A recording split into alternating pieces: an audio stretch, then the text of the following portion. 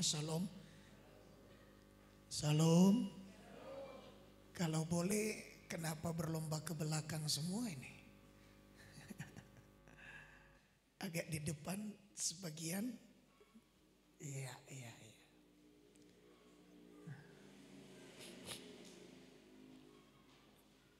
Ibadah pertama juga begitu. Berlomba-lomba buat kursi di belakang. Ya. Seakan-akan kursi yang ada di depan ini ada durinya gitu.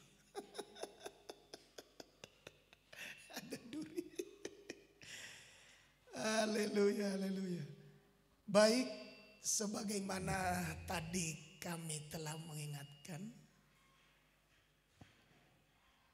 bahwa saudara kita, ya anak kita Pedro yang saat ini butuh topangan dari kita karena sudah 1 tahun sakit dan pakai oksigen dengan biaya yang cukup besar. Maka kami telah menghimbau sidang jemaat untuk turut berpartisipasi meringankan beban anak kita si Pedro ini dari penderitaannya yang begitu menyiksa. Kalau boleh cepat disembuhkan, puji Tuhan. Tapi untuk biaya di rumah sakit cukup besar. Dan ini menyebabkan saudaraku, orang tuanya kehabisan bensin untuk melanjutkan perjalanan ke rumah sakit. Untuk itu kami sudah menghimbau jemaat, marilah kita turut berpartisipasi. Seberapapun itu sangat berguna. Ya.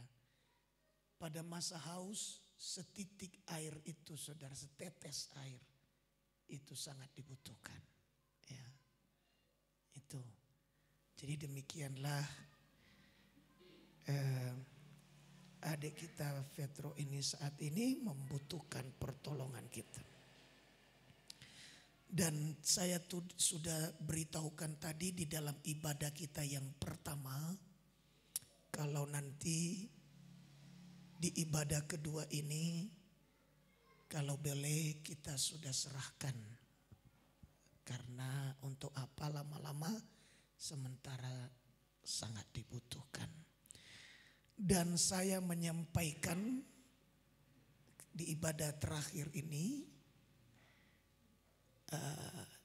terima kasih untuk semua jemaat yang sudah turut berpartisipasi.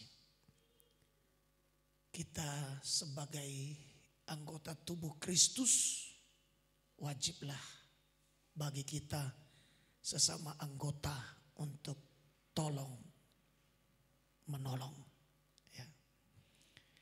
Kalau tidak perlu ditolong gak apa-apa. Tapi kalau memang perlu ditolong, kita harus terlibat. Seberapapun tenaga kita, seberapapun kekuatan kita, itu sangat dibutuhkan oleh sesama anggota tubuh Kristus. Amin, saudara. Haleluya. Ya. Dan ya, ini ya. Dan setiap kita melakukan yang baik itu, jangan pernah menyesal. Itu penting. Jangan pernah menyesal berbuat baik. Itu yang pertama. Yang kedua, jangan bersungut-sungut berbuat baik. Ya, nggak bagus, nggak ada untungnya sama kita. Apa yang ditabur orang itu yang akan dituainya. Kalau orang menabur dalam daging, dia akan menuai kebinasaan. Kalau orang menabur dalam roh, dia akan menuai hidup yang kekal. Jadi mari kita tabur yang baik. Amin. Haleluya. Puji Tuhan, puji Tuhan. Karena saya lihat wajah-wajahnya ini semua semangat, saya lihat udah baru makan tadi ini pasti.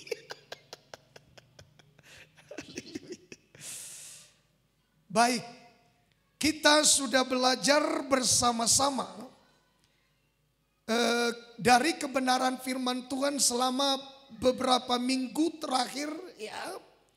Dan saya juga sudah melanjutkan tadi pagi. Dan hari ini saudaraku tentu kembali akan saya lanjutkan kepada kita. Namun saudara, kita akan ulang sedikit supaya bisa nanti berlanjut ya. Biasanya saya ulang sedikit dan nanti kita bisa lanjutkan ya. Baik. Saudara, kemarin kita belajar tentang Kristen sekam. Itu sama dengan Kristen kafir atau saudaraku Kristen yang tidak percaya Tuhan.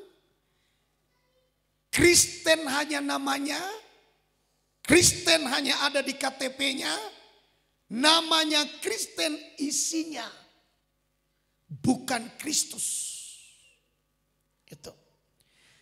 Kepuasan mereka bukan Tuhan, bukan hadirat Tuhan, bukan ibadah, bukan firman yang menjadi pegangan renungan mereka. Tapi yang menjadi kepuasan mereka dunia ini. Kepuasan daging. Itulah yang menjadi kepuasan mereka. Pada ibadah kita tadi pagi saya sudah mulai baca Amos 8 ayat 5. Dan berpikir bilakah bulan baru berlalu supaya kita boleh menjual gandum. Bilakah hari Sabat berlalu supaya kita boleh menawarkan terigu. Mengecilkan eva, membesarkan sikal, berbuat curang dengan neraca yang palsu. Ya. Inilah karangan orang-orang di luar Tuhan. Inilah yang dipikirkan, direnungkan, dikerjakan oleh orang-orang yang kehidupannya tidak fokus cari Tuhan. Tidak sungguh-sungguh menjadikan Tuhan pengharapan mereka, penolong mereka, penyelamat mereka, yang menyertai mereka dan lain sebagainya. Tapi yang mereka karang adalah bagaimana ini cepat berlalu. Bagaimana Sabat ini cepat berlalu. Bagaimana ibadah ini cepat berlalu. Supaya kita bisa jualan. Supaya kita bisa mengecilkan eva, membesarkan sikal, curang dengan neraca palsu. Ya, saya tekankan eva ukuran isi. Itu diperkecil. Sikal timbangan itu diperbesar. Timbangannya dinaikkan dari 5 bisa naik menjadi 7 atau 10 kilo atau seterusnya. Neraca ini dalam ilmu akuntan laporan keuangan. Hitung untung besar tapi tipu daya. Ini yang mereka rancang saudara. Akhirnya apa yang terjadi? Mereka seperti ombak yang tidak pernah tenang. Mereka saudaraku gak pernah tenang. Berombak-ombak. Diterpa angin sedikit sekam itu terbang. Diterpa angin sedikit sekam itu tidak bisa tenang. Diterpa angin sedikit air itu saudaraku apalagi kencang menyebabkan gelombang. Menyebabkan ketidaktenangan. Dan gelombang yang berombak-ombak itu menyebabkan atau mengangkut sampah dan lumpur. Itulah gambaran orang yang hidup tanpa Tuhan. Itulah gambaran orang yang hidupnya tidak ada firman di dalamnya. Tidak ada Tuhan di dalamnya. Akhirnya dia menimbulkan sampah dan lumpur. Sampah dan lumpur itu adalah hal-hal yang tidak berguna. Orang yang di dalam hidupnya tidak ada Tuhan. Orang yang hatinya tidak ada firman. Yang masuk dalam hatinya adalah sampah dan lumpur. Yang ia pikirkan hal yang jauh dari kehendak Tuhan. Yang ia kerjakan adalah hal yang jauh dari kerinduan Tuhan. Itu semua sampah dan lumpur yang tidak berguna. Ya, tadi kita udah baca Yesaya 17 ayat 12 sampai ayat yang ke-13. Ini gambarannya semua. Jelas. Itu ribut bangsa-bangsa. Ya, seperti ombak laut menderu, gaduhnya suku-suku bangsa, mereka gaduh seperti gaduhnya air yang hebat. Coba ayat 13, itu dia, saudaraku. Nah, kalau saudara baca pada bagian ayat ini, maka kita akan menemukan di situ ya bagaikan sekam, ya bagaikan sekam. Ini di sini saudaraku, kita akan melihat, saya baca saja, suku-suku bangsa gaduh seperti gaduhnya air yang besar.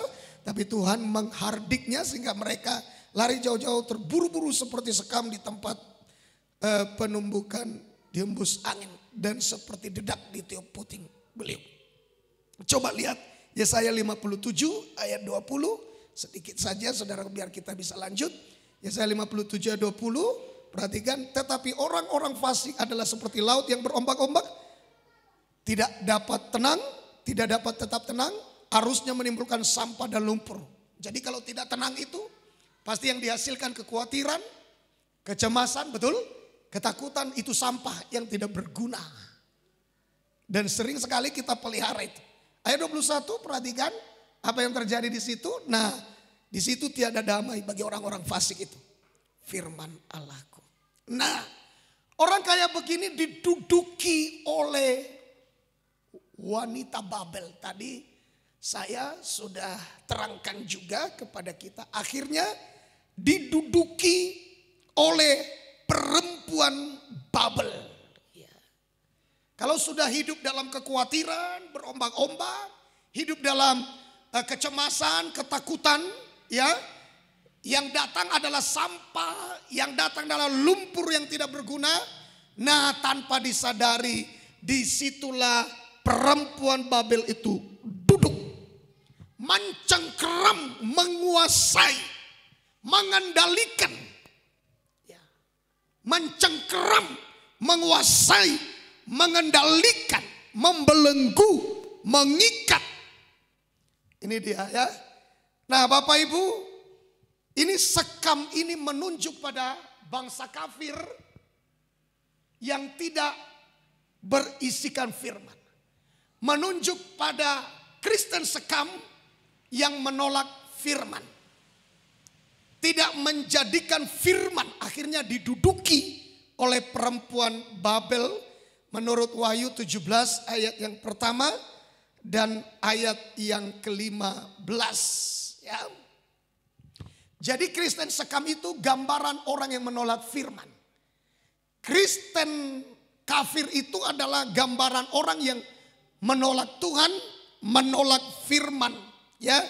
Gereja yang tidak mau diisi oleh kebenaran firman Tuhan. Ini praktek sehari-hari kehidupan orang yang hidupnya kosong dari firman. Prakteknya apa? Selalu ditandai dengan tidak setia ibadah dan pelayanan. Itu ciri-cirinya. Tidak setia ibadah dan pelayanan. Bahkan mereka dengan sengaja, tahu mereka ibadah penting, tapi sengaja ditinggalkan. Demi perkara-perkara daging. Karena kepuasan mereka bukan ibadah. Kepuasan mereka bukan Tuhan. Jadi mereka dengan sengaja meninggalkan ibadah dan pelayanan.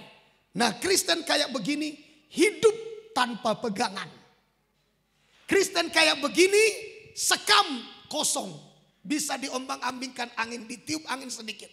Kristen seperti ini bagaikan gelombang yang berombak-ombak, yang mengangkat sampah dan lumpur. Nah, ini Kristen seperti ini. Dan mari kita lihat dulu Mazmur 137 ayat 1 dan 2. Mazmur 137 ayat 1 dan 2. Firman Tuhan. Ya. Mazmur 137 ayat 1 dan 2. Di tepi sungai-sungai Babel, di sanalah kita duduk sambil menangis apabila kita mengingat Sion. Terus? Pada pohon-pohon gandarusa di tempat itu, kita menggantungkan kecapi kita. Ya. Tadi inilah ayat penutup di ibadah yang pertama. Di tepi sungai-sungai Babel, di sanalah kita duduk sambil menangis apabila kita ingat Sion. Ya. Pada pohon-pohon gandarusa di tempat itu kita menggantungkan kecapi kita. Sungai Babel, tadi saya katakan ini jelas diduduki perempuan Babel. Sungai Babel gambaran daripada kehidupan yang berada atau dikuasai oleh dunia. Ini sungai Babel, saudaraku, adalah sungai yang memberikan hidup, tapi dikotori oleh dunia. Sungai ini, saudaraku, adalah air, tapi diduduki oleh perempuan Babel, ya. Tetapi saudara, di sana dikatakan sungai-sungai Babel, di sana kita duduk sambil menangis. Mengapa? Dunia ini memang bukan tempat yang baik. Baru lahir saja sudah nangis. Dunia ini adalah tempat penderitaan, tempat kesusahan. Dunia ini, saudaraku, telah dikotori, dicemari oleh dosa. Dan Alkitab berkata, seluruh dunia dia dikuasai oleh si jahat. Jadi mau kemana pun saudara di dunia ini, kejahatan itu ada di mana-mana. Ada di mana-mana. Makanya saudaraku yang dikasihi Tuhan, kalau saudara mau menghindar dari kejahatan dengan cara lari ke tempat lain, dengar, engkau tidak bisa lepas dari kejahatan. Karena dunia ini dikuasai oleh si jahat. Itu menurut firman. Di tepi sungai-sungai Babel, sungai itu, saudaraku, bisa memberikan harapan bagi manusia. Karena sungai itu bisa menyembuhkan kehausan. Bisa membersihkan kotoran. Itu sungai. Sungai adalah harapan bagi banyak orang. Tapi masalahnya ini bukan sungai dari Tuhan. Ini sungai Babel. Sungai yang diduduki oleh perempuan Babel. Tetapi masalahnya kalau kita lihat, pohon gandarusa menancapkan akarnya di sungai itu. Sementara pohon itu adalah gambaran manusia. Orang yang merenungkan firman Tuhan seperti pohon yang ditanam di tepi aliran air. Betul ya? Jadi pohon ini adalah gambaran manusia. Pohon itu hidup di sungai Babel. Dan justru orang percaya menggantungkan kecapinya pada pohon itu. Pohon itu kehidupannya dari mana? Pohon itu menggantungkan hidupnya juga dari sungai Babel. Ini masalahnya, saudara. Jadi sama dengan dia menghisap air yang memberikan dia kekuatan dan kehidupan dari air atau sungai yang dicemari, dikotori oleh wanita Babel itu. Perempuan Babel itu. Atau sungai yang dicemari dunia, atau sungai yang dicemari dengan kenajisan, itu diisap oleh pohon itu, dia salurkan, dan justru banyak orang menggantungkan kecapinya di sana.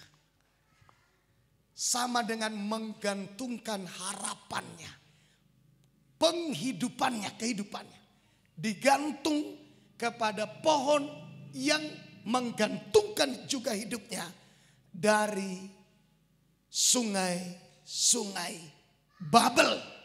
Sungai yang diduduki oleh perempuan Babel. Nah, di sana ada kata Sion. Sion adalah pusat dari kegiatan rohani Yerusalem. Artinya sebenarnya gereja di dunia ini tidak dapat dipisah dengan dunia ini. Kita tinggal di dunia ini. Kegiatan rohani itu berlangsung di dunia ini. Dan dunia ini menyebabkan air mata kepada kita, saudara ya. Sebab di sana dikatakan, di sanalah kita duduk. Di sungai Babel itu kita duduk sambil menangis. Kalau kita ingat Sion. Sion itu, saudaraku, bicara tentang aktivitas dan kegiatan ibadah, saudara ya. Itu bicara tentang Yerusalem. Tetapi menyebabkan saat kita melakukan aktivitas rohani kita menangis karena dunia ini begitu membuat orang menderita. Sebenarnya saudara, mau berhasil bagaimanapun di dunia ini, kesusahan bui pertibio.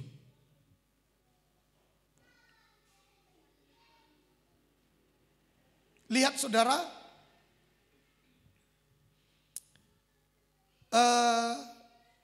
Kemensos kita ketangkap kemarin menjadi ketua panitia Natal nasional. Dan yang lebih mengerikan kita dengar, terancam hukuman mati. Kenapa? Karena yang dikorupsi adalah dana COVID, saudara. Ngeri itu.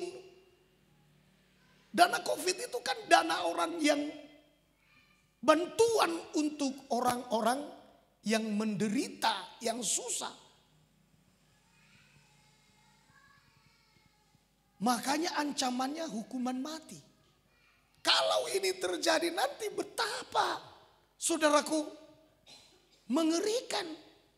Ada orang Kristen yang sungguh-sungguh beriman, tapi terancam hukuman mati bukan karena mati syahid, karena iman. Kan ngeri ini.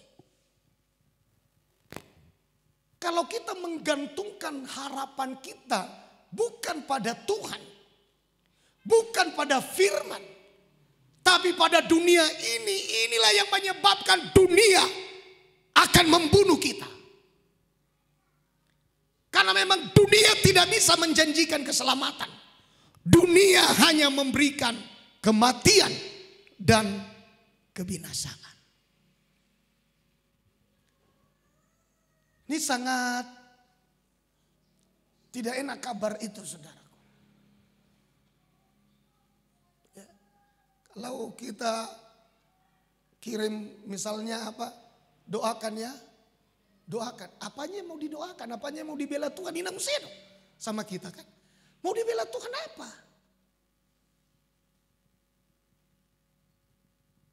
Makanya dalam hal ini serba salah.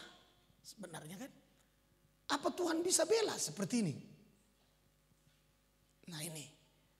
Tapi tetap sejahat-jahatnya Niniwe, tetap yang Tuhan harapkan adalah pertobatan mereka.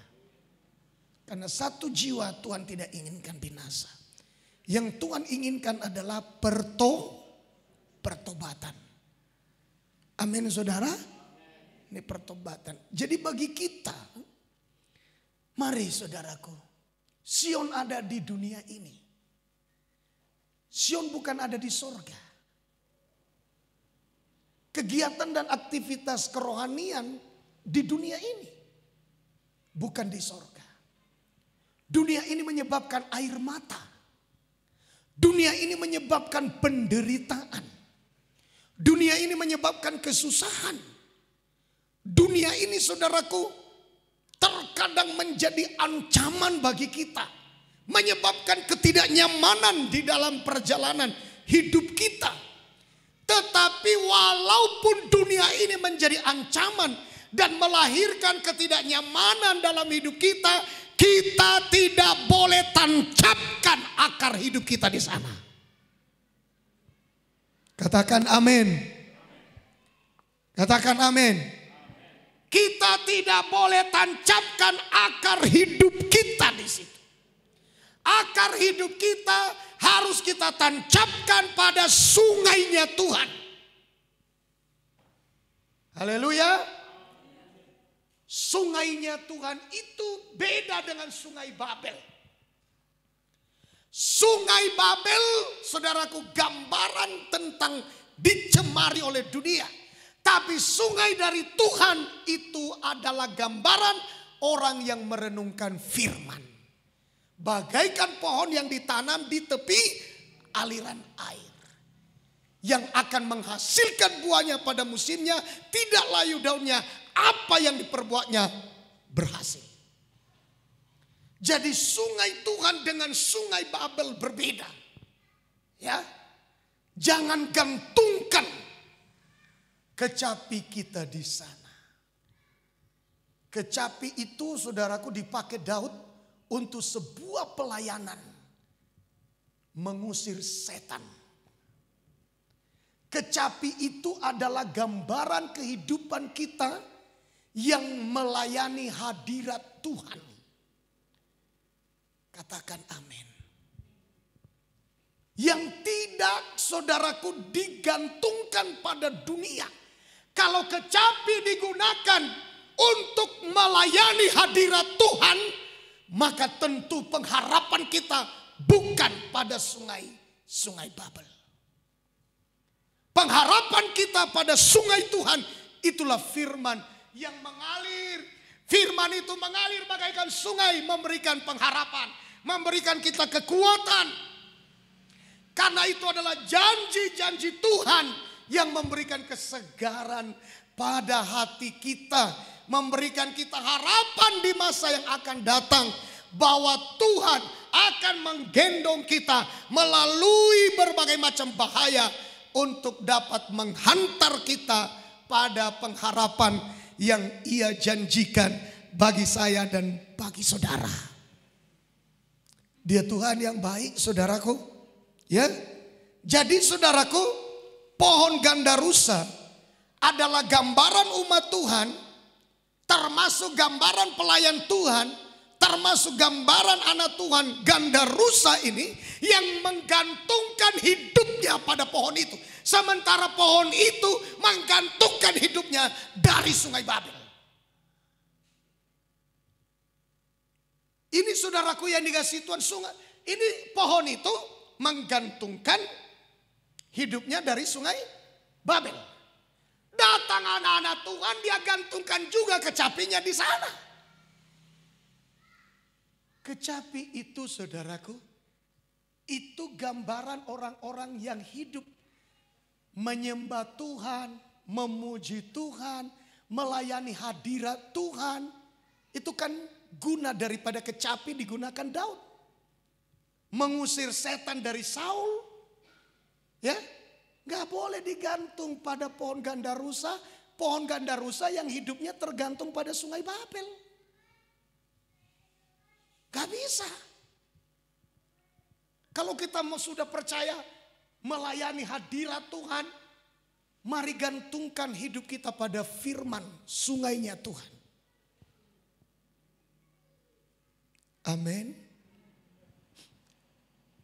Ya, contohnya, saudaraku, kalau misalnya kita lagi main kecapi nih, coba dulu mainkan dulu. Yang kunci.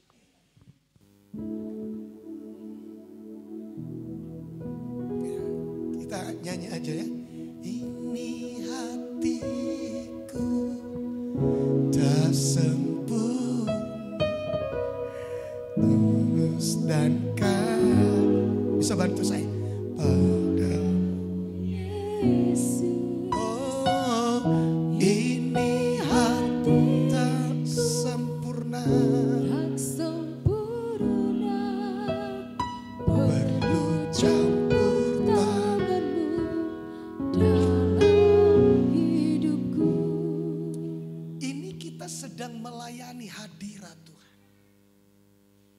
Kita sedang berkata, butuh campur tanganmu tentang hatiku yang tidak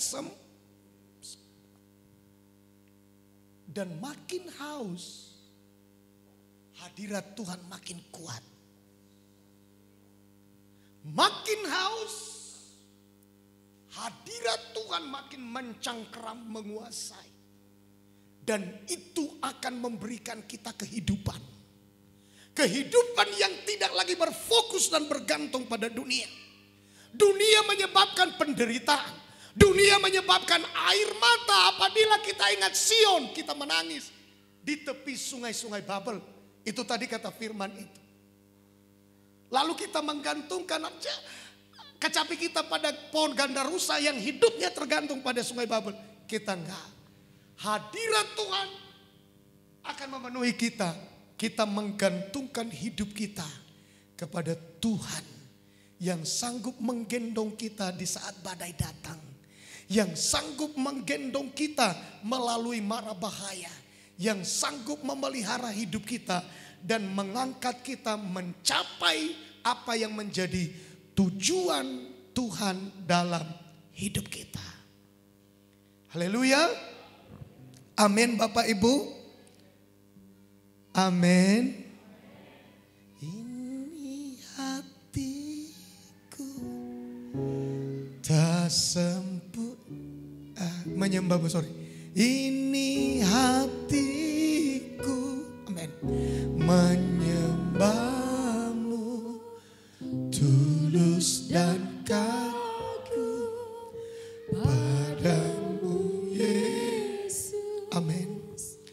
Ini hatiku tak sempurna, perlu campur tanganmu. Amin. Dalam hidup. Mari sama-sama angkat tangan kita. Hatiku mengasihimu, hatiku mengasihi, hatiku ingin mengenalmu, ingin mengertimu. Tuhan, kau lihat isi hatiku. Nah, perhatikan Bapak Ibu, saat kita menyanyikan nyanyian itu, ya, itu kita tujukan kepada Tuhan. Tanpa kita sadari, sebenarnya ketika Tuhan berkenan, hadiratnya melingkupi kita.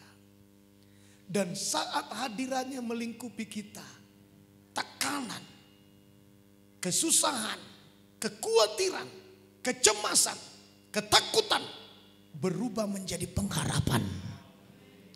Ketika di dalam hadirat Tuhan, itu makanya Bapak Ibu, latih diri suka menggunakan kecapi untuk mengundang hadirat Tuhan turun, ya. Ini saya bandingkan ya kepada kita ya, biar kita bisa bandingkan. Coba dibuka sekali lagi tadi.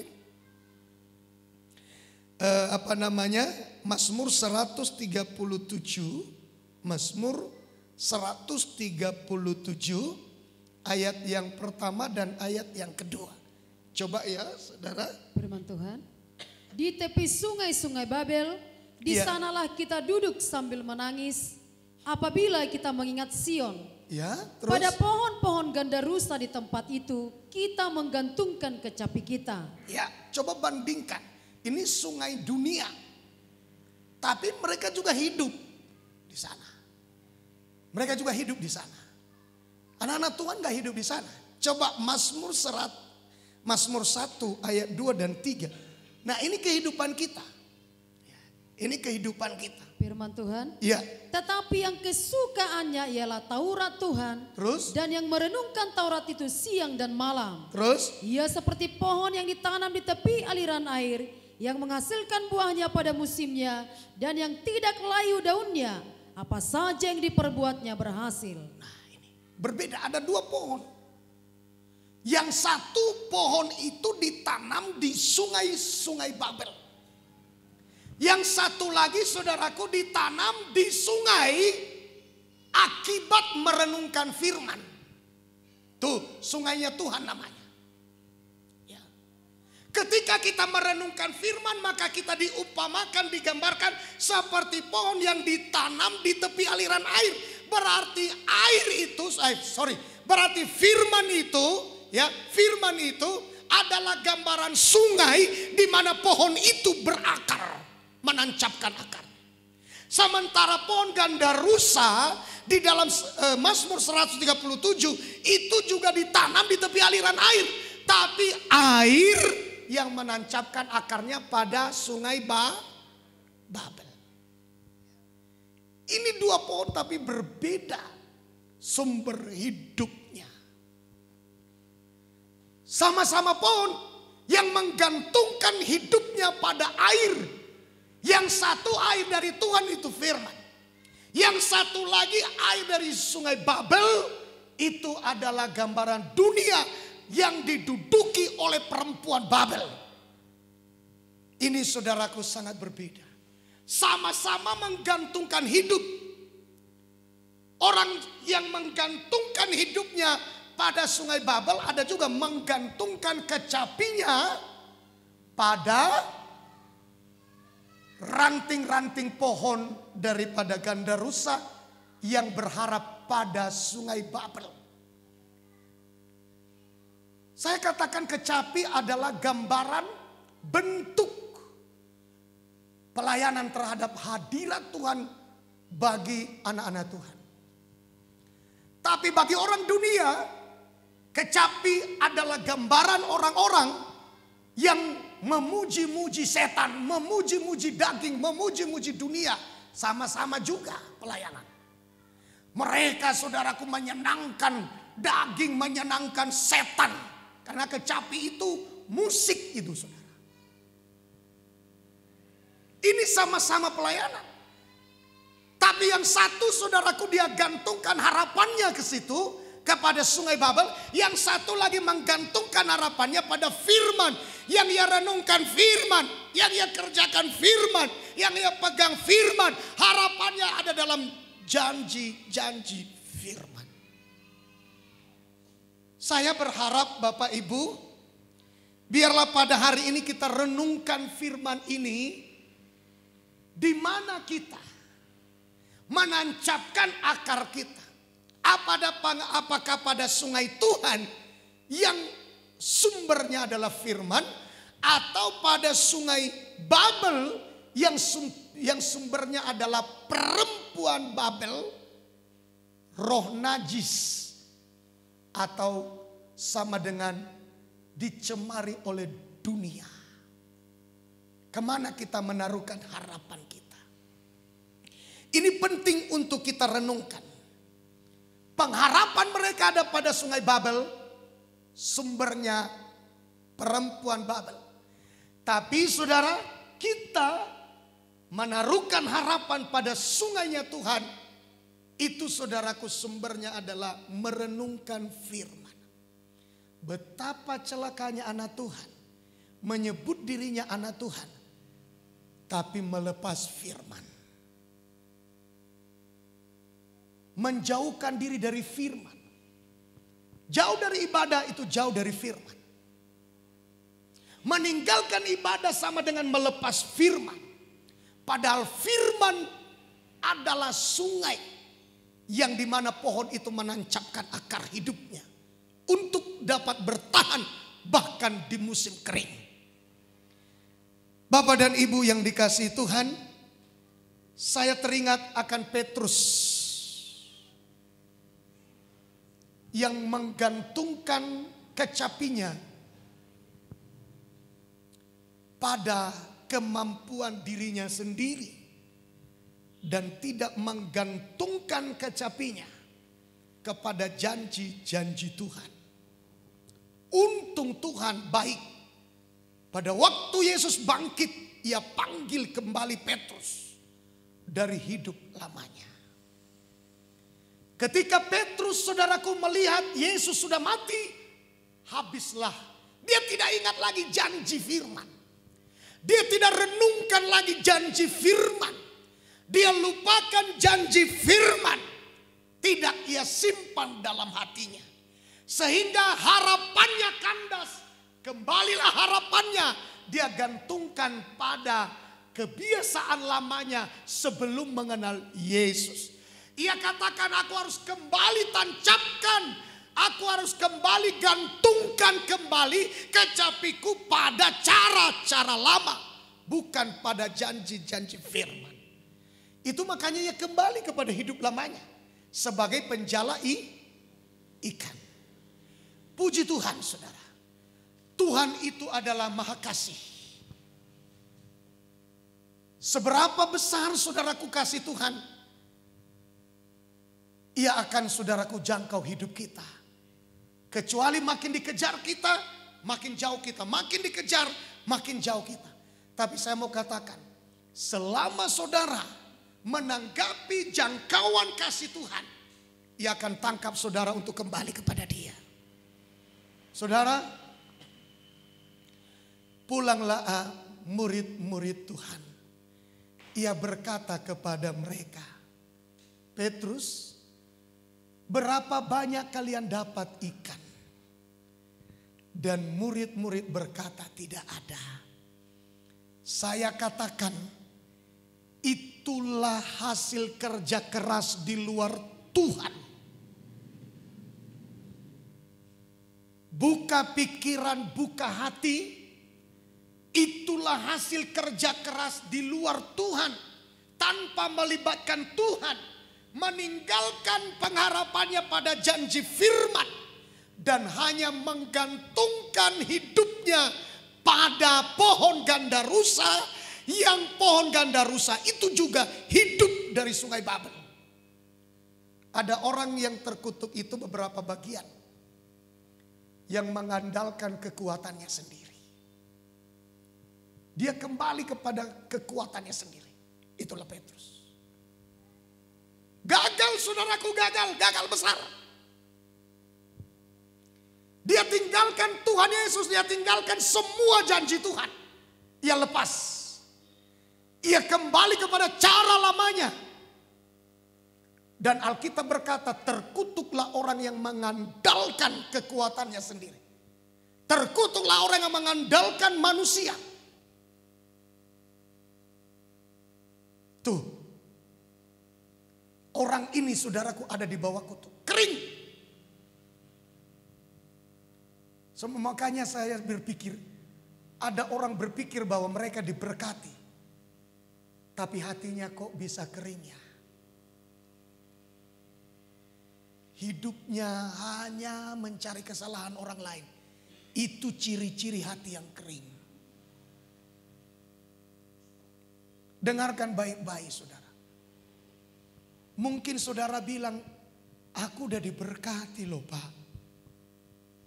Aku tidak kekurangan loh. Makan dan minum kami lebih dari cukup. Tapi lihat, cek hatimu. Ada kekeringan terjadi di sana. Hati kering. Cari kesalahan orang lain. Senang melihat orang susah. Susah melihat orang. Melihat orang diberkati, dia yang gelisah. Melihat orang berhasil, dia yang tidak bisa tidur. Melihat orang makin naik, dia yang tidak bisa tenang. Dia bagaikan gelombang laut. Bapak Ibu, itu bukan berkat. Alkitab berkata, saudaraku, berkat Tuhan menjadikan kaya. Apalagi? Susah, payah, tidak menambahi. Kalau berkat, kita bilang berkat Tuhan. Tapi hidup kita tidak senang melihat orang lain diberkati. Malah kita yang sakit. Malah kita gak bisa makan. Pak. Oh. Ini. Ay bagi hold eh. Dah. Iman yang ay pas. Hah? Jantungnya berhenti. Ada apa? Nah, ini yang perlu kita renungkan, saudara. Ada apa ya? Kok orang lain diberkati, dia jantungnya yang berhenti berdetak. Itulah hati yang tidak beres. Makanya saya bilang, ya, berkat Tuhan menjadikan kaya, susah payah tidak menambahinya. Ya, susah payah tidak menambahinya.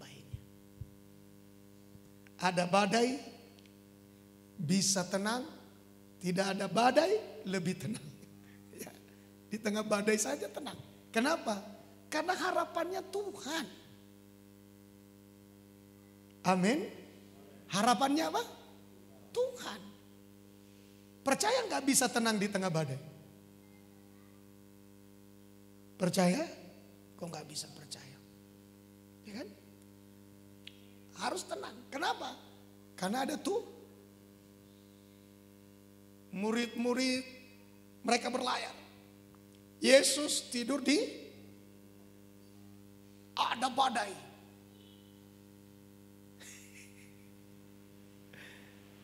Murid-murid mulai kacau balau. Mereka ambil air, buang keluar. Yesus gimana? Tetap tidur. Kenapa? Karena dia tidak takut badai itu. Baru kita bilang, saudaraku, aku gak bisa tenang kalau ada badai. Kalau Yesus takut dengan badai. Pertanyaan saya, Yesus takut dengan badai? Halo? Pertanyaannya, Yesus takut dengan badai? Tidak. Kenapa? Karena ada Yesus. Kalau ada orang Kristen tidak takut dengan masalah, itu berarti mereka yakin Yesus ada bersama dengan mereka. Karena Yesus tidak takut badai. Haleluya. Katakan amin. Ya. Ketika Yesus bangun, lalu dia hati angin itu, dia bilang apa sama muridnya? Mengapa kamu takut? Mengapa kamu takut? Ini supursia do. Isondo aurap dotem. Bahasa kami biar. Berarti dengan kata lain dia sedang menekankan, berarti kalian tidak percaya kepadaku. Orang yang percaya bahwa Yesus dia bawa tiap hari dalam hidupnya, tapi hidupnya terus ditinggal dalam kekhawatiran, tinggal dalam kecemasan, tinggal dalam ketakutan. Orang itu sedang bawa Yesus, tapi tidak percaya Yesus. Bahwa Yesus sanggup menolong dia. Murid-murid sedang bawa Yesus. Murid-murid ada bersama dengan Yesus. Yesus ada bersama dengan mereka. Tapi mereka khawatir akan hidup mereka. Mereka cemas akan hidup mereka. Bayang-bayang kematian menghantui mereka. Padahal Yesus ada bersama dengan mereka. Mereka sedang apa, saudara? Mereka sedang menunjukkan reaksi mereka. Bahwa mereka tidak percaya kepada Yesus. Harusnya kita percaya bahwa Yesus sanggup menghentikan badai. Badai apa yang sedang kita alami? Penyakit? Badai apa yang sedang kita alami, saudaraku? musuh yang terlalu kuat, Goliat yang terlalu besar, orang yang percaya Tuhan, sekalipun Daud kecil, ia menantang Goliat. Ia berkata, aku tidak takut. Karena Goliat sebelumnya, engkau datang merendahkan aku ya. Kau bawa hanya ketapel, nggak bawa senjata. Tapi hari ini akan kucincang kau, ku kasih makan ulat-ulat. Daud bilang, aku datang bukan dengan senjata, bukan dengan lembing. Aku datang dengan nama Tuhan semesta alam. Ini dia dong, Daud mantap Bapak Ibu. Masalah boleh besar dan tidak bisa disangkal. Saya juga tidak menyangkal kalau masalah Bapak Ibu besar. Tapi yang saya tahu, Tuhan kita lebih besar dari setiap masalah yang kita hadapi. Haleluya, katakan amin. Amin. Bayangkan saudara, yang namanya ali-ali itu diayun itu saudara. Kalau ketapel itu masih bagus dia saudara. Ya diukur dengan tepat. Kalau ali-ali ini kan entah kemana melompatnya kita nggak tahu. Itu diayun itu. Ya, diayun. Itu sama dengan ketapel juga. Ditaruh batunya di situ, lalu diayun dia dengan kuat. Begitu loh, pas begitu. Kok bisa tepat di sininya Goliat ya? Kok bisa? Dan saudara tahu kencangnya dan kuatnya itu, ya. Itu pada waktu itu kalau saudara tahu baca ayatnya itu dilepas Daud pada saat Goliat sedang berlari ke arah dia. Sama-sama mereka berlari, itulah Daud itu tidak ada ketakutannya. Dia juga sambil berlari, dia ayun. Itu Goliat juga lari ke arah dia. Jadi sama-sama mereka ketemu saudara. Ya, tapi luar biasanya. Saya sih bilang kalau bukan Tuhan, tidak mungkin itu bisa tepat sasaran. Tapi karena memang Tuhan menyertai Daud. Lempar Daud. Ketika Daud melemparnya, entah kemanapun itu, Tuhan yang ambil batu itu, tancapkan kepada kepalanya si Goliat. Dan dengarkan baik-baik. Bukan Daud yang membunuh Goliat, tapi Tuhanlah yang melawan Goliat. Nangkap Bapak Ibu, katakan amin. Haleluya, katakan amin. Nah, kalau kita saudara menghadapi masalah, percaya bahwa Tuhan ada bersama kita, maka saya yakin dan percaya sebesar apapun masalah itu, kita tidak takut menghadapinya. Karena ada Tuhan yang lebih besar yang akan menyertai setiap kehidupan kita. Amin saudara. Haleluya. Saudara percaya? Amin. Ya, kita harus percaya itu. Ya, Tuhan itu saudaraku luar biasa loh. Luar biasa. Ya. Nggak ada bagi dia yang mustahil. Apa yang mustahil? Orang boleh merendahkan dia. Songonodo Tuhan lahir di kandang domba. Nggak peduli. Mau bilang apa? Nggak apa-apa. Yang penting saudaraku apa yang ia bisa kerjakan. Oh haleluya. Mau lahirnya di mana? Nggak menjadi masalah. Pokoknya apa yang ia bisa kerjakan. Amin. Ya lahir di kandang domba nggak ada masalah. Yang penting ia bisa bangkitkan 4 hari sudah dikubur. Ya kan? Sudah hancur itu. Ya kan? Bang, raja di istana, lahirnya di istana, dibesarkan di istana, jadi raja lagi. Belum tentu bisa lakukan. Ini lahir di kandang domba. Bisa bangkitkan orang yang sudah dikubur 4 hari. Itulah Lazarus. 38 tahun di kolam Bethesda saudaraku. Itu kedapatan di kolam Bethesda dijumpai Yesus. Lumpuh sudah 38 tahun. Yesus hanya ngomong sama dia. Bangkit, angkatlah tilammu, pulang ke rumahmu. Orang itu angkat tilamnya. Gak ada yang terlalu berat bagi dia kok. Kalau kita percaya. Itu aja. Masalahnya kita kurang percaya, itu aja. Makanya Tuhan Yesus bilang, Hai kamu orang yang tidak percaya, mengapa kamu bimbang? Ya. Makanya saudaraku yang dikasihi Tuhan, Yesus menekankan begini. Kalau engkau berkata kepada gunung itu, pindah dan tertancaplah ke dalam laut, maka ia akan menuruti perkataanmu, asal engkau jangan. Itu dia, asal tidak bimbang. Masalahnya saudaraku, bohadang bimbang ang pendeta. Sadarion nama ngaro penagih utang. Buabay no kudang bimbang. Ya kan? Padahal Tuhan bilang, ia akan menuruti perkataanmu kalau engkau tidak. Mau 1 jam lagi, mau 1 menit lagi, Tuhan bisa kerjakan mujizat. Haleluya. Ya, itu yang saya sampaikan kemarin saudaraku. Pada hari Selasa di ibadah, yang waktu ibadah mendoakan Pak Poltak itu dan Tony. Itu yang saya sampaikan. Apa kelebihan Daud dibanding dengan Saul? Kalau tidak ada kelebihan Daud, jangan harap Saul disingkirkan. Kalau tidak ada kekurangan Saul, jangan harap ada yang menggantikan dia. Harus ada alasan. 3 poin saya sampaikan. Yang pertama, Saul tidak setia dengan Tuhan. Yang kedua, Saul tidak berpegang pada firman. Yang ketiga, mungkin ini saudaraku sering mengejutkan, adalah Saul bertanya kepada arwah dan bukan kepada Tuhan. Akhirnya Tuhan selesaikan Saul.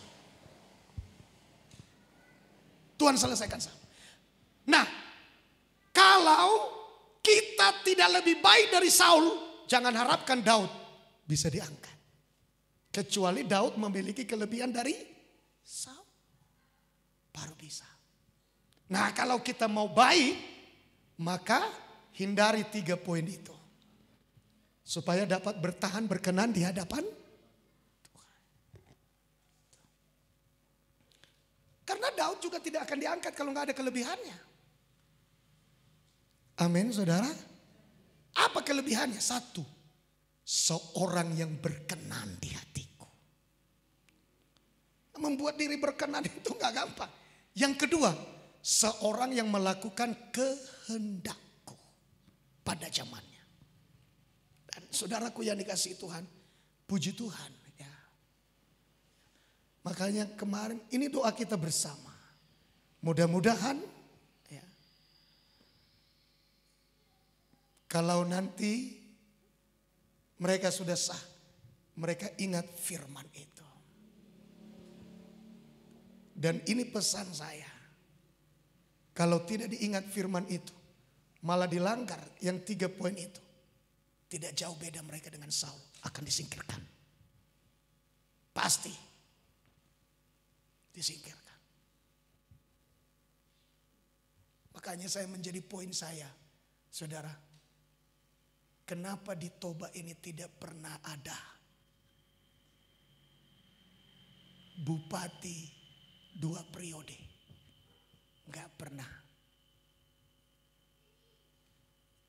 Pak Sahala 1 periode. Pak Monang 1 periode. Pak Kasmin 1 periode. Pak Darwin 1 periode. Dan Yatusanon. Belum tahu kita. Kenapa? Pasti ada sesuatu. Ada sesuatu. Saya sih bilang begini ya. Makanya ke depan anak-anak Tuhan yang terlibat di sana, saya tidak berpolitik. Percayalah. Dakau do terlibat sih. Saya hanya dipanggil doa dan khotbah kalau dibutuhkan. Ya. Dan Tuhan izinkan. Di 3 bupati itu kita sudah doakan. Pak Monang, saya tadi pagi sudah sampaikan. Saya doakan, kita doakan itu di rumah Pak Kades Lumban Silintong. Saya bilang saya pegang tangannya. Dan saya suruh ikut doa. Saya tidak makan hasil korupsi. Itu doa saya. Yang kedua Pak Kasmin kita doakan. Dan yang ketiga ini saya sudah 3 kali mendoakannya. Itu semua tiba-tiba. Enggak ada kusangka-sangka itu. Ada pertemuan, tiba-tiba saya dipanggil. Mimpin doa untuk Pak Paul. Di situ dia, hanya dia. Saya doakan. Itu tiba-tiba saja. Kemarin juga saya tiba-tiba diundang berkhotbah. Itu tiba-tiba. Dan tidak kebetulan. Tuhan atur demikian, Tuhan izinkan untuk didoakan. Hanya satu yang tidak saya doakan. Baik yang waktu maju pertama maupun kedua ini. Yaitu Pak Darwin. Anggui, karena saya tidak diundang berdoa, kan begitu. Ya kan? Kalau seandainya saya kemarin diundang juga doa, ya saya doa. Karena memang tugas saya. Saya nggak bisa beda-bedakan, saudara. Karena saya berdiri harus di tengah-tengah. Ya kan? Tentu sesuai dengan tuntunan Tuhan. Ya, saya harus kemana saya dituntun, saya harus. Tapi saya tidak pernah saya tidak pernah terlibat. Anak-anak Tuhan boleh. Kita harus siapkan mereka ke sana. Ya. Makanya saudaraku Pak Bintang sekarang kan sudah duduk sebagai anggota dewan. Semoga jadi berkat. Ya. Kita doakan juga itu. Perlu kita topang di dalam doa. Ini Ibu Bintang di sini. Seorang pelayan Tuhan. Dan kita harapkan supaya dapat kasih haleluya masukan-masukan yang bagus. Haleluya. Supaya langgeng. Karena kita tidak butuhkan hanya 5 tahun. Bila perlu kita rindukan anak-anak Tuhan itu naik.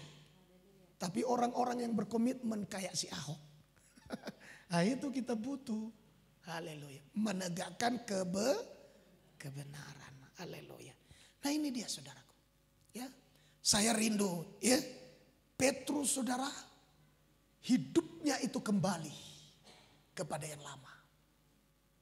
Karena kenapa? Bukan masalah Yesus sudah mati, bukan itu masalahnya. Kuncinya dengar baik-baik. Bukan karena Yesus sudah mati, bukan itu masalah. Bukan karena Yesus tidak ada di sini kita lihat secara fisik, bukan itu masalahnya. Enggak, bukan ke situ kita. Jangan lari ke situ. Pak, soadong bereng Yesus sih. Enggak, bukan ke situ. Yesus tidak bersama lagi dengan Petrus. Yesus sudah mati. Yang salah pada Petrus apa? Yang salah pada Petrus makanya dia kembali ke hidup lama. Karena dia lupa janji-janji firman Tuhan. Dia tidak ingat janji firman. Yang dia ingat adalah Yesus tidak ada. Aku kembali kepada hidup lamaku. Bagaimana aku dulu pakai cara-cara dan sistem supaya aku bisa hidup. Aku harus kembali ke sana. Jadi kalau Yesus tidak ada bersama dengan saudara secara jasmani. Kalau Yesus tidak ada saudara lihat secara fisik. Ingat, bukan tergantung ke situ. Alkitab mengatakan, Thomas kata Yesus, engkau percaya karena engkau melihat aku. Karena Thomas bilang, aku tidak percaya sebelum jariku ini kucucukkan pada lubang paku yang ada di tangannya. Dan pada lambungnya yang ditombak itu. Aku baru percaya. Tiba-tiba Yesus masuk saudaraku. Di tempat yang dikunci rapat. Lalu ia berkata kepada Thomas. Thomas, ayo masukkan jarimu ke dalam lubang paku yang di tanganku. Dan jangan sampai engkau tidak percaya. Akhirnya Thomas bilang, Guru, ampun. Aku percaya sekarang. Apa Yesus bilang? Engkau percaya karena engkau melihat aku. Tapi dengar baik-baik Bapak Ibu. Ini penting buat saya dan saudara. Berbahagialah orang yang tidak melihat namun percaya. Katakan amin saudara. Berbahagialah orang yang tidak melihat namun kita percaya. Percaya firman. Percaya janjinya. Bahwa janji Tuhan itu harus bisa dipegang. Dan janji Tuhan itu tidak berubah-ubah. Dia tidak ingkar janji. Firman Tuhan itu ya dan amin. Sekalipun saudara tidak melihat dia dengan mata jasmani. Sekalipun saudara melihat tidak ada menyertai saudara secara jasmani. Tapi saudara pegang firmannya. Saudara pegang janjinya. Saudara percaya itu. Dan ketika saudara percaya firman dan janjinya. Ia bertanggung jawab untuk menggenapi. Karena yang ngomong, yang berjanji, yang berbicara, yang berkata adalah dirinya sendiri. Dan dia ada di berbagai tempat. Pertanyaan saya, pada waktu murid-murid diombang-ambingkan oleh angin sakal, Yesus berada di mana? Alkitab berkata, ini di dua tempat yang berbeda. Tadi itu saudaraku bersama dengan murid-murid. Yang ini tidak bersama dengan murid-murid. Ia suruh murid-murid mendahului dia. Pada waktu murid-murid diombang-ambingkan oleh gelombang, Yesus ada di atas gunung sedang berdoa. Waktu dia berdoa tiba-tiba dia merasakan. Kalau boleh orang bilang sekarang ini, istilah kita punya firasat. Tuhan Yesus bukan hanya firasat. Dia lihat secara langsung. Karena tidak ada yang tertutup di mata Tuhan. Ia lihat murid-muridnya sedang payah diombang-ambingkan oleh gelombang. Yang membuat saya itu saudara, kagum akan Tuhan yang luar biasa itu. Ia tinggalkan jam doanya itu. Untuk mengurus murid-muridnya yang sedang berada dalam bahaya. Ia turun dari gunung. Ia pergi ke pinggir pantai. Ia jalan di atas danau. Di atas gelombang itu. Murid-murid melihat dia. Mereka teriak, itu hantu. Tapi yang luar biasa adalah ia berkata begini. Ini aku, jangan takut. Ini aku, jangan takut. Jangan bilang hantu. Tapi percayalah bahwa aku hadir di tengah badai yang engkau alami. Percayalah bahwa Tuhan hadir di tengah penderitaan, di tengah aniaya, di tengah tantangan, di tengah musibah, di tengah penyakit, di tengah krisis, di tengah kegagalan yang kita sedang hadapi.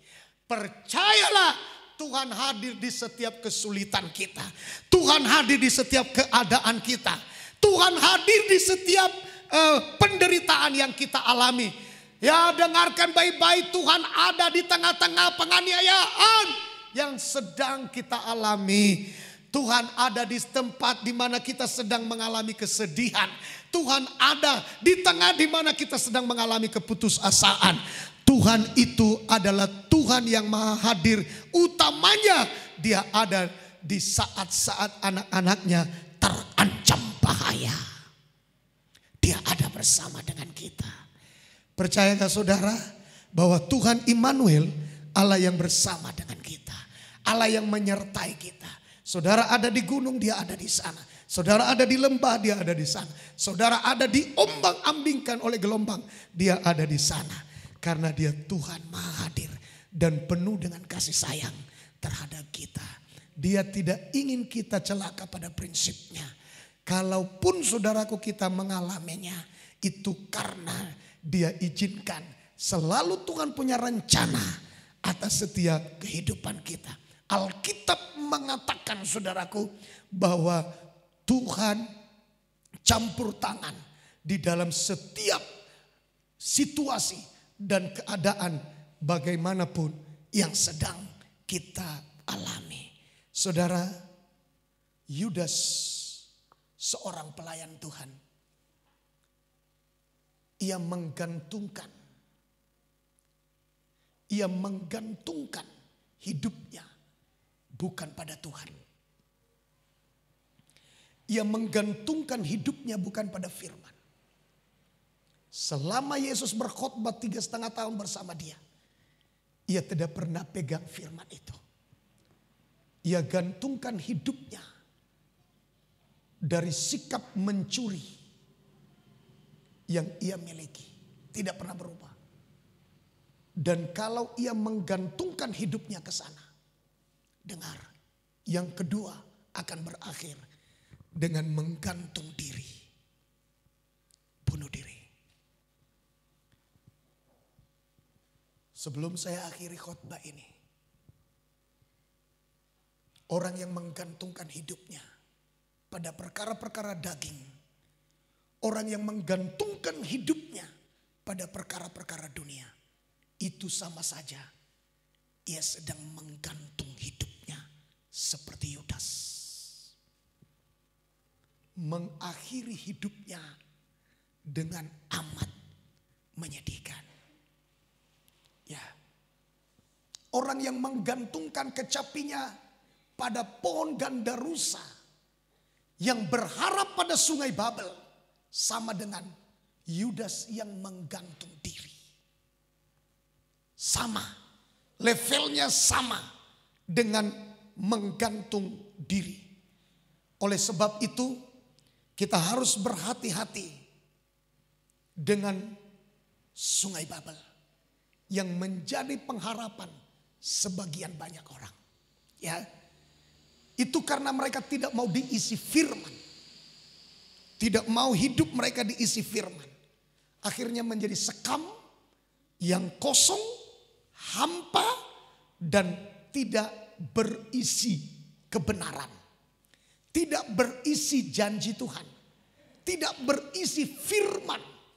Tidak berisi hukum Tuhan. Kita sudah diberkati. Kita sudah merasa puas. Kita sudah punya rumah, apakah besar, apakah kecil. Kita sudah punya pekerjaan, kita sudah punya gaji, penghasilan. Saudaraku yang dikasihi Tuhan, satu lagi, jangan puas dengan itu. Hidup kita harus mau diisi. Hidup kita harus mau diisi dengan firman. Hidup kita harus mau diisi dengan kebenaran. Ya. Supaya kita tidak terombang-ambing seperti laut yang berombak-ombak. Yang nantinya hanya menghasilkan sampah dan lumpur. Ya, praktek kehidupan yang menggantung kecapi pada pohon gandarusa tidak setia sampai pada akhirnya. Tidak setia sampai pada akhirnya. Tidak setia ibadah, tidak setia pelayanan, tidak setia merenungkan firman. Kita tidak setia dengan Tuhan. Mereka saudaraku terombang-ambing, berakhir menggantung diri pada pohon gandarusa yang bukan pohon yang bersandar pada sungai Tuhan. Itu sama dengan bunuh diri. Ya, itu makanya sebenarnya saudara, kalau menurut saya ya, Yudas itu tidak perlu gantung diri. Mengapa? Mengapa Yudas tidak perlu gantung diri? Karena Yesus sudah rela mati ganti dia.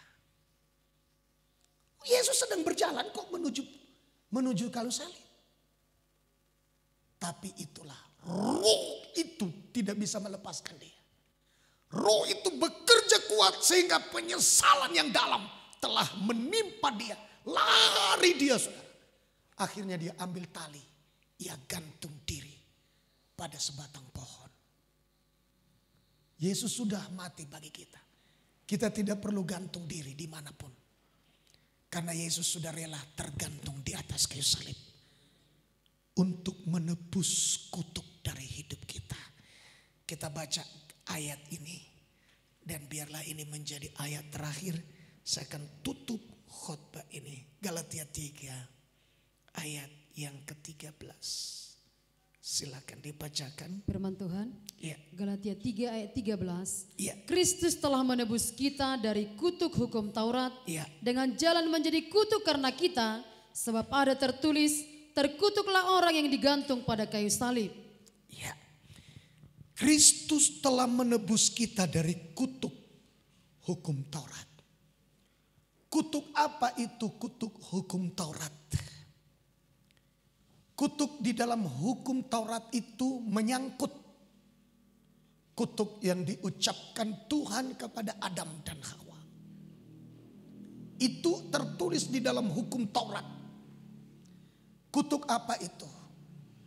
Terkutuklah tanah oleh karena engkau, semak dan duri, onak dan duri yang akan dihasilkannya bagimu. Berkeringat, susah payah, ya, itu untuk cari makan. Itulah saudaraku, kutuk yang diucapkan Tuhan kepada Adam di Taman Eden. Banyak orang bilang, mana ada kutuk diucapkan Tuhan langsung kepada Adam. Tapi sebenarnya kutuk yang diucapkan Tuhan di Taman Eden itu adalah kutuk yang diarahkan kepada Adam. Oleh karena engkau mendengarkan istrimu, tidak taat pada firman Tuhan, maka terkutuklah tanah oleh karena engkau. Kenapa tanah yang dikutuk? Karena dari situ Adam mendapatkan makanannya.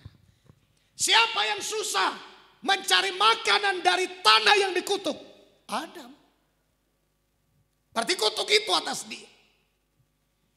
Lalu saudaraku, ada kutuk terhadap wanita. Dengan susah payah engkau akan melahirkan anak. Engkau akan mengandung. Itu juga kutuk. Jadi saudara, kutuk yang ada di di hukum Taurat itu termasuk kutuk onak dan duri, kutuk kandungan, ya, kutuk kemandulan ini harus dipatahkan. Ini di sini semua kutuk itu. Kita harus berpercaya pada firman. Kristus telah menebus kita dari kutuk hukum Taurat. Termasuk kutuk saudaraku susah payah. Kutuk onak dan duri. Kutuk mengembara. Karena kalau gagal di sini, maka pasti akan pindah ke sana. Kalau gagal di sana, maka akan pindah ke tempat lain. Itu namanya kutuk mengembara. Dan saya mau pastikan kepada kita bahwa Kristus telah menebus kita dari kutuk hukum Taurat. Tuhan bebaskan kita, termasuk kutuk susah, kekurangan, penderitaan, susah payah mencari rejeki. Jangan lagi tinggal di sana. Imani, percayai bahwa Yesus sudah menebus kita dari kutuk itu.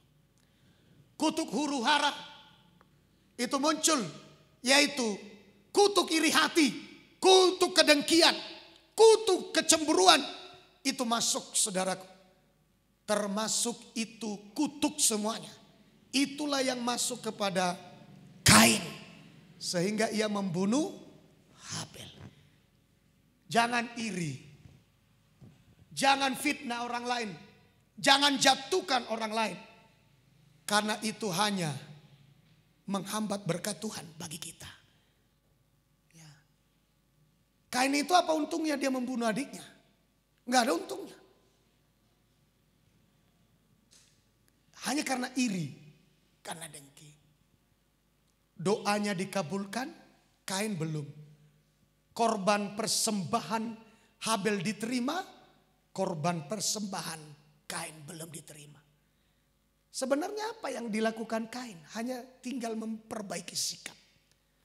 Atau bisa mendekati Habel. Dek, aduh rahasia nah. Bahasa gabi pilihanmu, ijalu Tuhan. Habis pilih aku dan jalu Tuhan. Ya aduh membai ini. Pabuah jutu abang jo. Gampang kan? Tapi dia sudah dikuasai. Itulah kutuk itu saudara. Itulah kutuk itu. Dendamnya sudah duluan masuk. Amarahnya sudah duluan menguasai. Iri hatinya sudah duluan menguasai. Kita yang mendengarkan firman ini. Sekali lagi saya berpesan. Buang iri hati. Buang kedengkian, buang fitnah, buat kebencian, buang jauh-jauh, buang kepahitan. Jangan simpan di dalam hati. Itu semua sampah yang tidak berguna, tidak akan memberikan kita sesuatu yang baik, tidak menyehatkan tulang-tulang kita. tidak menyehatkan hati kita.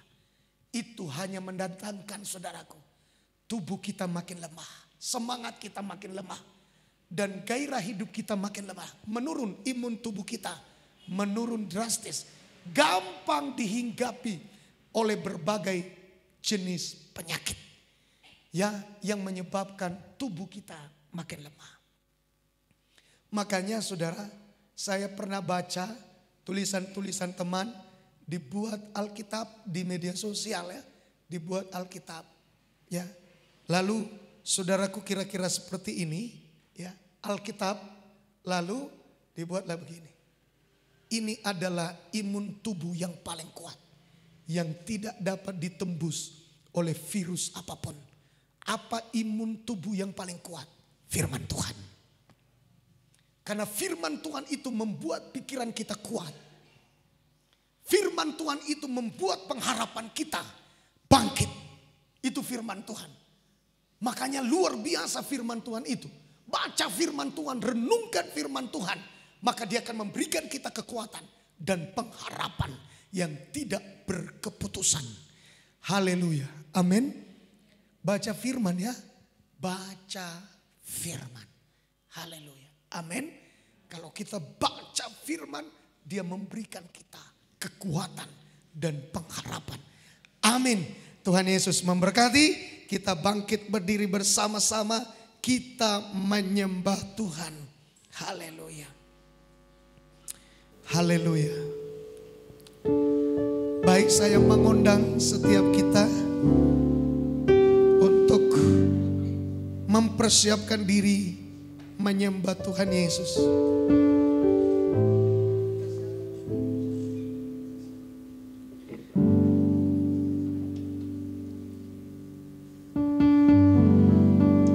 Kasih Allahku sungguh telah terbukti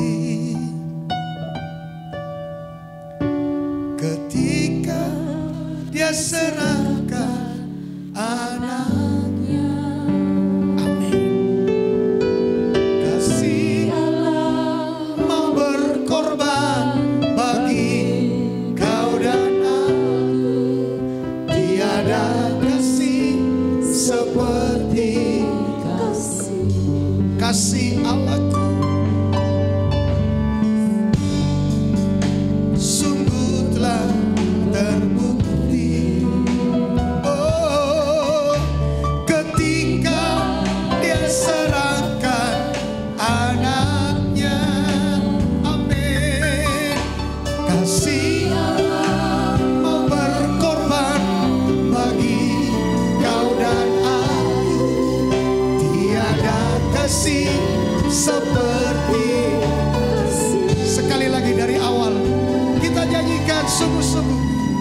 Oh, kasih Allahku sungguh telah terbukti. Amin.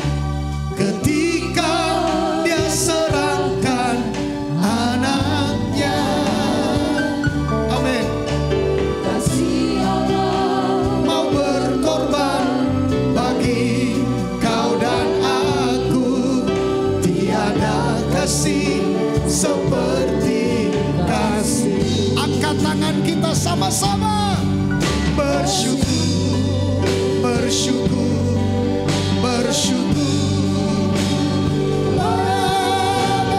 Bersyukur karena kasih setiamu. Amin. Ku sembah, ku sembah, ku sembah dan ku sembah. Selama hidupku ku sembah Tuhan. Bersyukur, bersyukur, bersyukur, bersyukur, bersyukur. Bersyukur karena kasih setiamu. Amin. Ku sembah, ku sembah, ku sembah dan ku sembah. Selama hidupku ku sembah. Mari angkat tangan sama-sama bersyukur. Bersyukur,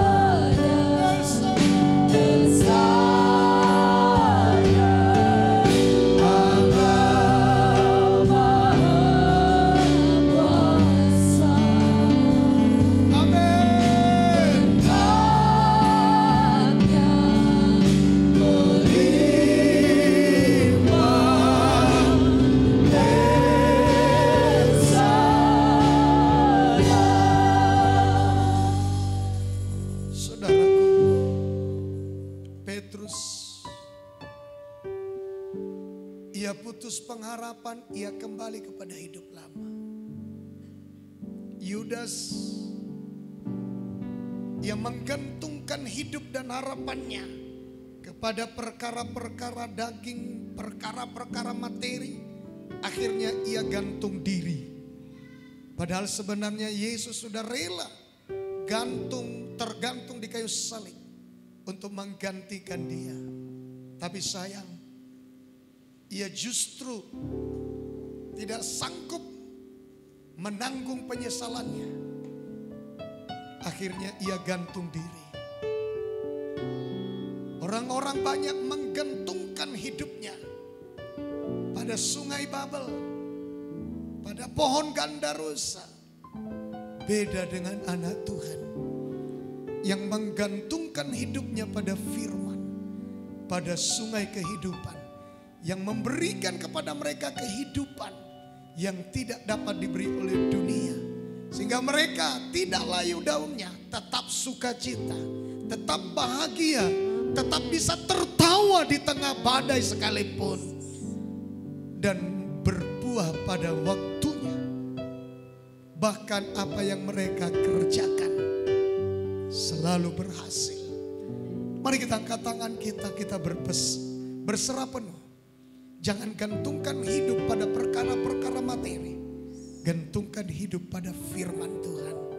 Mari semua kita berdoa. Bapa, dalam nama Yesus, Engkau melihat tangan kami yang terangkat di hadiran. Berkati anak-anak-Mu. Pelihara mereka semuanya Tuhan. Sambut tangan-tangan mereka. Biarlah tangan Tuhan menjamah mereka.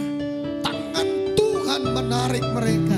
Tangan Tuhan memberi mereka kekuatan. Tangan Tuhan memberkati mereka. Tangan Tuhan memulihkan mereka. Tangan Tuhan menyembuhkan mereka. Tangan Tuhan memberkati mereka. Dan biarlah tangan Tuhan boleh mereka rasakan hari ini. Yang memulihkan, yang menyembuhkan, yang memerdekakan, yang membebaskan, yang memberkati mereka Tuhan. Terjadi di dalam hidup mereka, umat-Mu pada hari ini. Terima kasih Bapa di sorga. Di dalam nama Yesus kami berdoa. Bapak Ibu, sebentar kita akan perjamuan kudus. Kita terima darah dan tubuh Yesus. Dan saya berharap kita boleh mengalami semua janji Tuhan lewat perjamuan kudus ini. Lewat perjamuan kudus ini, darahnya menebus kita dengan sempurna dari semua kutuk. Haleluya. Mari kita angkat tangan kita. Bapa, kami berdoa berkati Tuhan perjamuan kudus ini. Ingatkan kepada kami bahwa yang kami makan adalah daging Yesus yang turun dari surga. Itulah roti hidup. Yang kami minum adalah darah Yesus yang menebus kami dari cara kami hidup yang sia-sia. Untuk itu Tuhan, lewat perjamuan kudus ini kami diteguhkan dengan janji-janji Tuhan yang ada di dalamnya. Itulah yang kami mau raih pada hari ini. Di dalam nama Yesus kami berdoa menerima daging Yesus dan darah Yesus untuk kami makan dan minum. Dalam nama Yesus, haleluya. Amin. Silakan duduk, makan, terima tubuh dan darah Yesus. Kasih Allahku.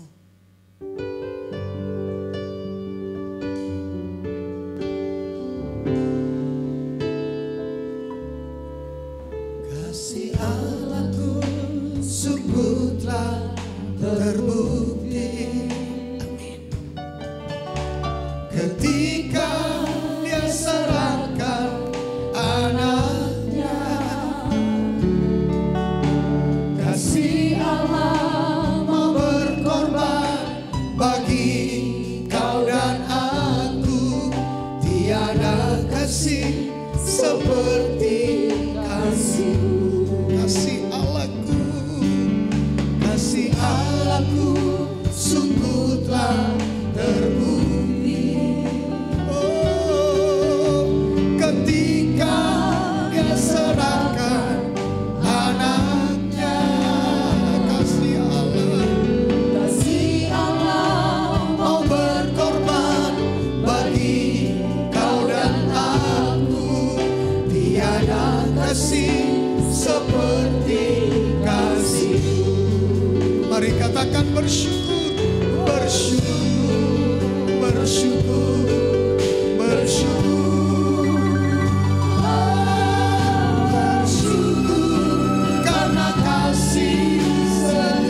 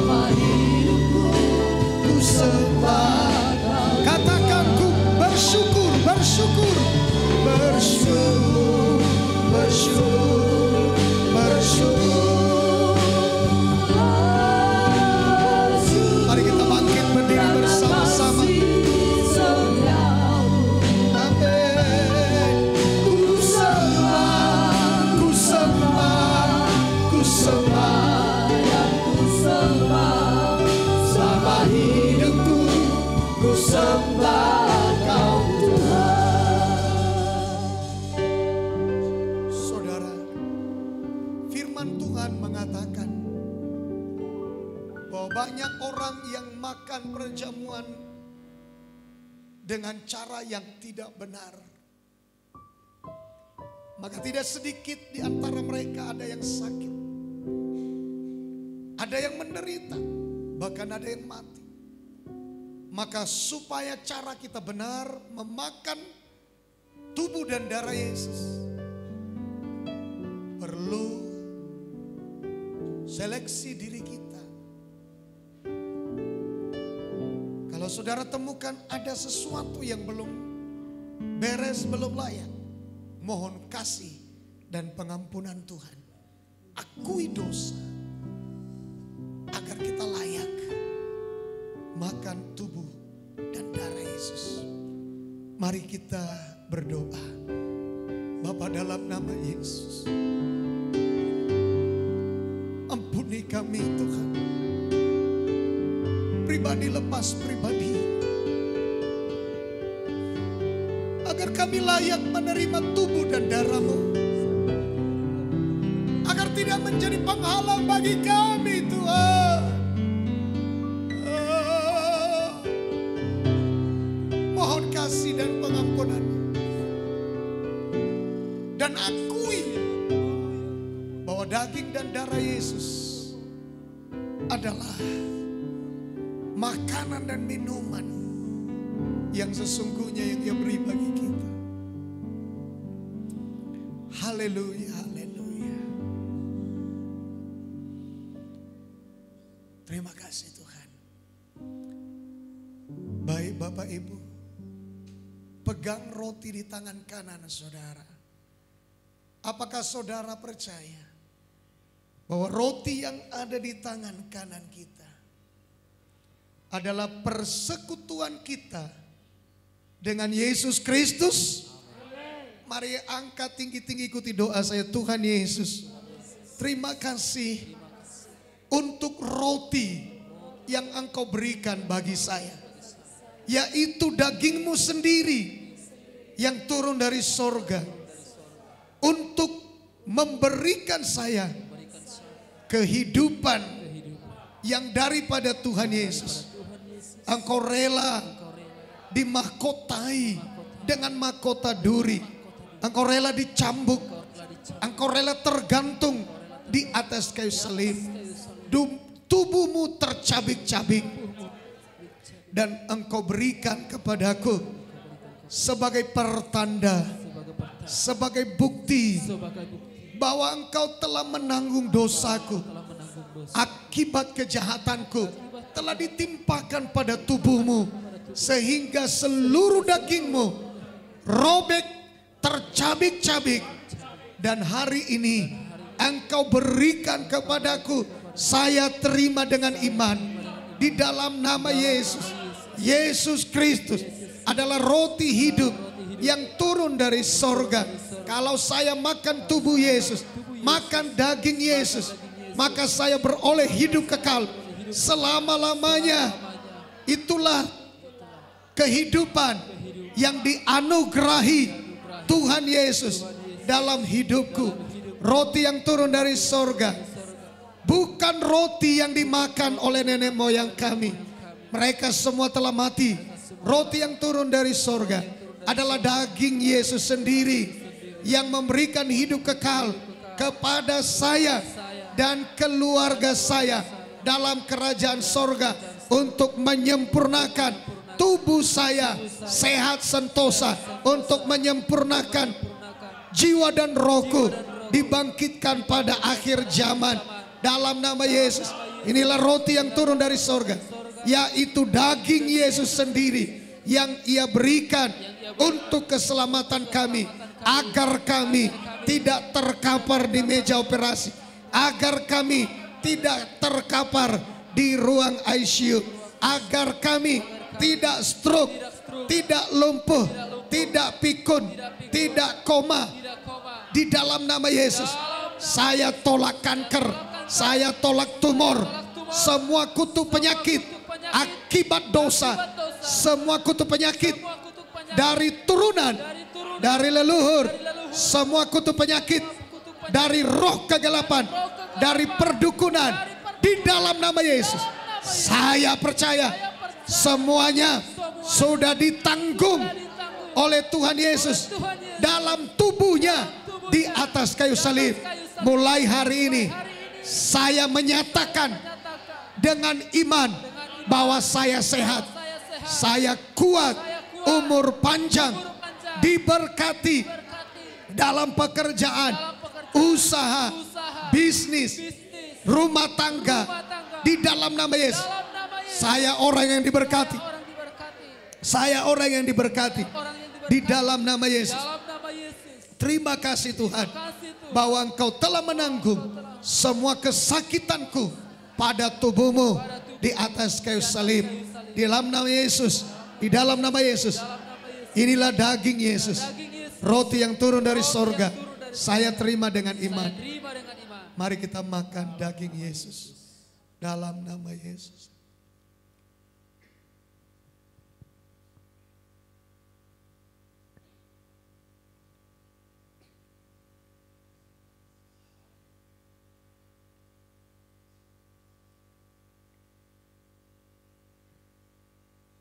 Terus berpegang pada firman. Yang kita lakukan adalah, yang kita imani adalah janji firman yang berbicara tentang perjamuan kudus. Kesana sandarkan harapan kita. Mari letakkan cawan pengucapan syukur kita di tangan kanan kita. Apakah saudara percaya bahwa cawan pengucapan syukur yang ada di tangan kanan kita adalah persekutuan, penyatuan kita dengan darah Yesus Kristus? Mari angkat tinggi-tinggi, ikuti doa saya. Tuhan Yesus, Engkau telah memberikan darah-Mu kepada saya dan keluarga saya untuk menyucikan saya, menguduskan saya, supaya saya tidak lagi hidup di dalam dosa, tidak lagi hidup sebagai milik dunia, tapi saya milik Yesus. Oleh pengampunan dan penyucian-Mu yang dikerjakan oleh darah Yesus, maka saya layak untuk menerima berkat daripada Tuhan Yesus. Terima kasih Tuhan Yesus. Saya percaya darah Yesus memberi pengampunan, menyucikan saya dari segala dosa dan menghapus surat hutang dosa kami, yaitu dosa yang mendakwa kami siang dan malam. Semuanya itu ditiadakan oleh Tuhan Yesus dengan memakukan dirinya di atas kayu salib. Mulai hari ini saya percaya bahwa darah Yesus, darah yang tidak bernoda, darah yang tidak bercacat celah, adalah darah perjanjian yang ditumpahkan bagi saya. Darah Yesus telah menebus saya dan keluarga saya dari cara hidup kami yang sia-sia, yang kami warisi dari leluhur kami, dari nenek moyang kami, agar semua kami termeterai sebagai warga kerajaan sorga, Saya percaya di dalam Kristus saya diberkati, punya rumah di bumi, punya rumah di sorga. Firman Tuhan berkata, di rumah Bapakku banyak tempat tinggal. Saya percaya darah Yesus memeteraikan kami sebagai milik Yesus. Selama hidup kami telah dimeteraikan sebagai milik Yesus. Dalam nama Yesus, darah Yesus mendamaikan saya dengan Bapa di sorga, mendamaikan saya dengan kerajaan sorga, mendamaikan saya dengan semua keluarga saya, mendamaikan saya dengan semua orang yang menginginkan kehancuranku. Dalam nama Yesus, di dalam nama Yesus, di dalam darah Yesus, dan oleh bilur-bilurnya, hari ini saya terima kesembuhanku. Hari ini saya terima penebusanku. Dalam nama Yesus, saya ditebus dari semua penyakit, dari semua dosa, dari semua kutuk. Saya sudah ditebus oleh darah Yesus. Oleh darah Yesus. Tuhan Yesus telah menebus saya dari sakit migrain, dari sakit vertigo, dari sakit pendarahan. Saya sudah ditebus oleh darah Yesus. Saya sudah ditebus dari kemandulan. Saya sudah ditebus dari kegagalan, dari kekurangan, dari kemiskinan, dari penderitaan. Saya menyatakan dengan iman bahwa saya sudah ditebus oleh darah Yesus dari semua badai, dari semua penderitaan, dari semua tekanan, dari semua intimidasi. Saya sudah ditebus oleh darah Yesus. Mulai hari ini saya percaya saya sehat, saya kuat, umur panjang, diberkati Tuhan. Dalam nama Yesus, apa yang kukerjakan diberkati, apa yang kuusahakan diberkati, rumah tanggaku diberkati, cita-citaku, harapanku, masa depanku diberkati, diberkati, diberkati, karena hidupku sudah ditebus oleh darah Yesus secara lengkap. Hidupku sudah ditebus oleh darah Yesus. Dari semua penyakit turunan saya sudah ditebus oleh darah Yesus. Dari kekurangan, dari kemiskinan, di dalam nama Yesus saya perkatakan saya sudah ditebus oleh darah Yesus. Oleh darah Yesus. Oleh darah Yesus. Saya menyatakan imanku bahwa saya orang yang diberkati. Orang yang diberkati. Orang yang diberkati. Diberkati di desa, diberkati di kota, diberkati di ladang, diberkati usahaku, diberkati pekerjaanku. Di dalam nama Yesus. Di dalam nama Yesus. Saya menyatakan dengan iman, saya tidak mati kekurangan. Saya tidak mati karena penyakit. Saya hidup. Saya diberkati dalam nama Yesus. Saya sudah ditebus dari COVID-19. Saya sudah ditebus dari virus corona. Saya sudah ditebus dari semua akibatnya. Saya sudah ditebus oleh darah Yesus. Saya sehat. Tahun 2020, 2021 kami semua sehat, diberkati karena darah Yesus sudah menebus kami. Dalam nama Yesus, 2021 berkat Tuhan terbuka bagi saya. 2021 nanti di dalam nama Yesus, pintu-pintu kemenangan, pintu-pintu berkat dibukakan Tuhan bagiku. Dalam nama Yesus, apa yang tidak kupikirkan, apa yang tidak kupikirkan, tidak pernah muncul dalam hati, Tuhan sediakan bagiku. Di dalam nama Yesus, di dalam nama Yesus, di dalam nama Yesus, saya akan melihat di depan saya jalan-jalan terbuka. Tuhan yang melakukannya. Sebagai tebusan darahnya, aku terima kemenangan dan semua berkat terbaiknya dalam nama Yesus. Mari kita minum darah Yesus dalam nama Yesus.